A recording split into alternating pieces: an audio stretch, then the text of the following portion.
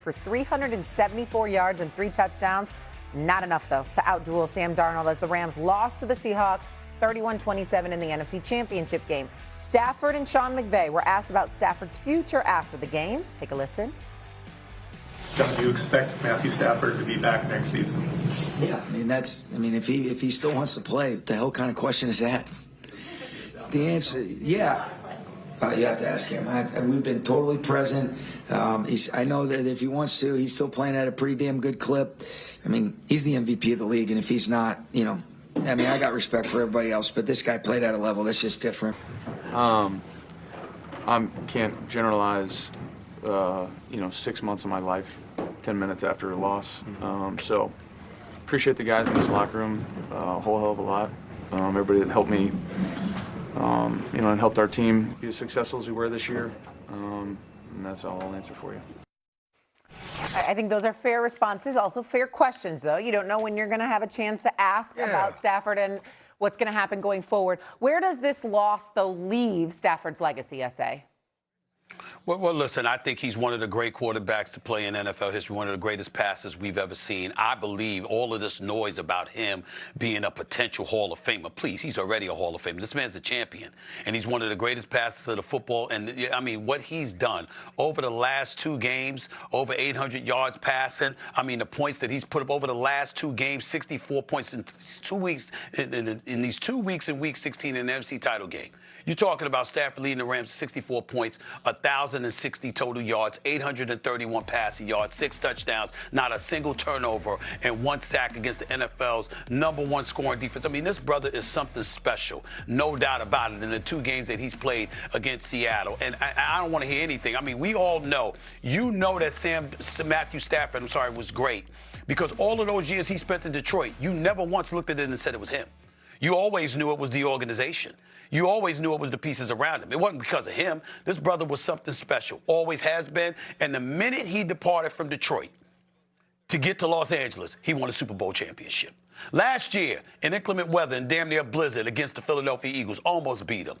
This year, you know what he did. He's the MVP. He's the MVP. There's no question about it. Sean McVay, I want to say this real quick.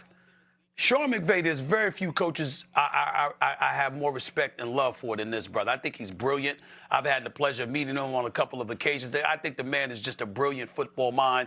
He's a hell of a coach. What he said to the reporter disturbed me because you looking at the reporter like the reporter's getting it out of thin air. Wasn't it Matthew Stafford that was contemplating departing?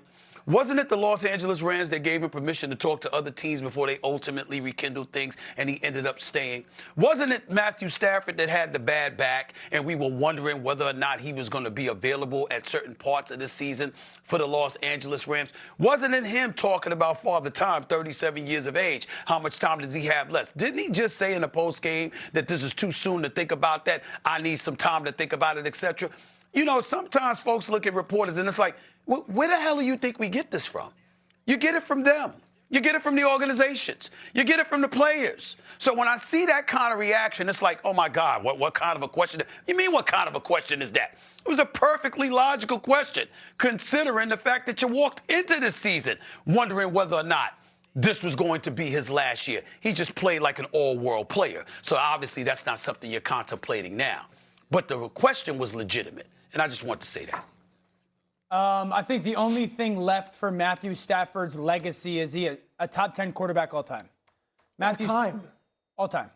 And I think what we saw last night leaves that still up for question. I think if they win last night, they win the Super Bowl, he would go as a top 10 quarterback of all time. He's top 7 in basically every passing category. I believe he should and will win MVP this year. He'd be a 2-time Super Bowl NFL champion or Super Bowl champion. So I think that's the only thing left for Stafford's legacy or unknown is, does he play another year? And if he does he get that second Super Bowl trophy? I think there's only 13 guys that have multiple. I believe so. That might be high as well. It might be 7. And so, that's the only thing left. And I think that's the disappointing thing coming off of yesterday is the fact that the play warranting a win.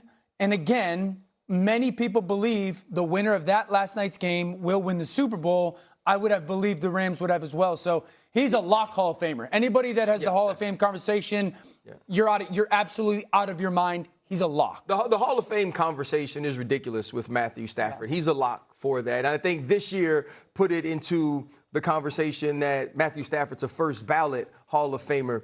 This defense and the special teams of the Rams cost Matthew Stafford being in conversations for top 5 quarterbacks of all time, especially modern era. And here is why. Drew Brees, for all the numbers that he has, never won an MVP. Drew Brees only won 1 Super Bowl. If Matthew Stafford wins the MVP this year, if he would have gotten an opportunity to go to the Super Bowl, which his play warranted, he's in the conversation for being a better quarterback than Drew Brees, and he's certainly a more talented quarterback than he is. John Elway, he won 1 MVP in 1987, right? He won Super Bowls late in his career. He won 2. Matthew Stafford would be in that conversation with John Elway. Steve Young only won 1 Super Bowl. And so there were so many conversations that changed around Matthew Stafford, even after spending so much time in Detroit, where we all recognized him as an all-time thrower of the football. Now it's leadership. Now it's ability to contribute to wins. Now it's carrying a team. And if they win this game, the actual numbers and accolades would have supported him being in the top 5, at least of the modern era conversation. I can't talk about Unitas and Graham and all those people. I don't know those people. But of the people I've seen, this is a conversation that I was hesitant to get into with Dan that I have now changed my mind on after watching last night. I feel like I'm wearing the Mad Dog hat. I'll go the Mad Dog route. Let me bring us into the history books here. Just offhand, before we say top 10, Dan, who are you putting him in instead of? Tom Brady? No. Peyton Manning? No. Joe Montana? No. Johnny Unitas? Yes. Patrick Mahomes? No. Aaron Rodgers? If he had 1, yes. Brett Favre? If he had 1, yes. Brett has 3 in a row, which changes some of the conversation. But if he wins another Super Bowl, that's a conversation those 2 players are not in. Yeah. And then I had Elway. I thought RC's point. I mean, it puts him in that conversation. And Maybe then, not with and then I went with Otto Graham. So yes, that's it. I don't know those guys. That's it. It's a legit thing. Yeah. We talk about Dan Marino. Don't we talk about Dan Marino being one of the greatest passers, an all-time great? Don't we have Dan Marino in the conversation consistently? Yes. Do you know that Matthew Stafford just completed his 17th season? Do you know that Dan Marino played 17 years? Even though times have changed, and we understand that, Matthew Stafford has more touchdown passes, less interceptions, and has a higher percentage. And by the way, he won a Super Bowl and Dan Marino never did. Now, we can say for the same reasons that Matthew Stafford just lost, because Dan Marino was super duper and Clayton and those boys clearly should have won a Super Bowl, but Don Shula and those boys never gave him a defense. And we understand that. Last night we saw that the Rams didn't have much of a defense, and obviously their special teams was compromised. But when you look at Matthew Stafford and what he brings to the table, by the way, 35 interceptions over the last 4 years. 35 interceptions over the last 4 years. That's Matthew Stafford. This is what he brings. 3 of the last 4 years and 11 1 year. That's what this man is bringing to the table. 46 touchdowns, 8 interceptions at age 37. And we know that he's not in the Super Bowl because of that damn defense and special teams. I mean, I just can't say enough about Matthew Stafford personally. And he most clearly is the league MVP this year, without question. I mean, if he wins the MVP, he ain't walking away. How could you walk away after you win an MVP? Although it does sound like he's going to come back, so maybe the Rams You got 4 little tiny beautiful reasons that you might want to sit at home. That's By the way, according to Adam Schefter, who love football and like seeing their daddy play. And so as a result, that being at SoFi Stadium in California, there are